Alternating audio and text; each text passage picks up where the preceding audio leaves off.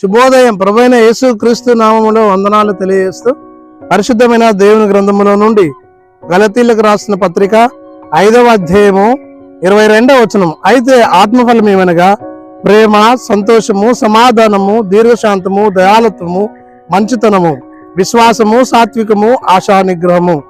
ప్రార్థన చేస్తున్న మహోన్నతుడానికి స్తోత్రము చెల్లిస్తూ వాక్యము ధ్యానిస్తుండగా మీ పరిశుద్ధాత్మ సన్నిధి నుంచి నడిపించమని, ఆన్లైన్ లో వాక్యం వింటున్న వారందరినీ దీవించమని యేసు క్రీస్తు పేరట ప్రార్థించడుగుచున్నాము తండ్రి, ఆమేన్. దేవుడు ఈ లోకములో మానవులందరినీ ఏర్పాటు చేసుకొని వారిని దీవించి ఆశీర్వదించారు. క్రీస్తును అంగీకరించిన వారు క్రైస్తవ కుటుంబంగా ఏర్పడి ఆ క్రైస్తవ కుటుంబాలు ఆత్మీయ ఫలములను ఫలించవలెనని దేవుడు కోరుచున్నాడు.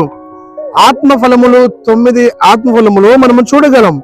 ప్రేమ అనగా దేవుడు ప్రేమ కలిగిన దేవుడు. యోహాను సువార్త 3:16 వచనంలో దేవుడు లోకమును ఎంతో ప్రేమించును, నీ కొరకు నా కొరకు ఆయన ప్రాణం పెట్టి తిరిగి లేచాడు.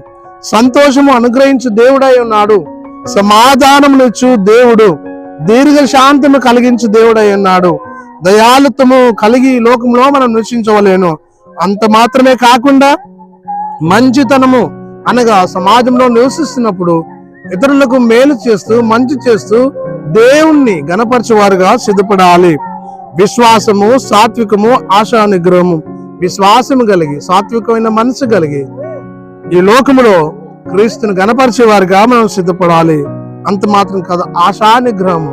మనము అన్ని విషయాల్లో తృప్తి కలుగుతూ దేవునికి ఇష్టమైనవి చేస్తూ ఆయన చిత్తాన్ని నెరవేర్చేవారుగా ఉండినట్లు పరిశుద్ధ ఆత్మ దేవుడు మనందరికీ సహాయం చేసి నడిపించి దీవించిన గాక, ఆమేన్. మహోన్నతుడానికి స్తోత్రము చెల్లిస్తూ వాక్యం ధ్యానించడానికి మీరు ఇచ్చిన గొప్ప కృపకు వందనాలు. ఆన్లైన్ లో వీక్షిస్తున్న క్రైస్తవ విశ్వాసులను, సహోదరి సహోదరులను, కుటుంబములను బట్టి వందనములు.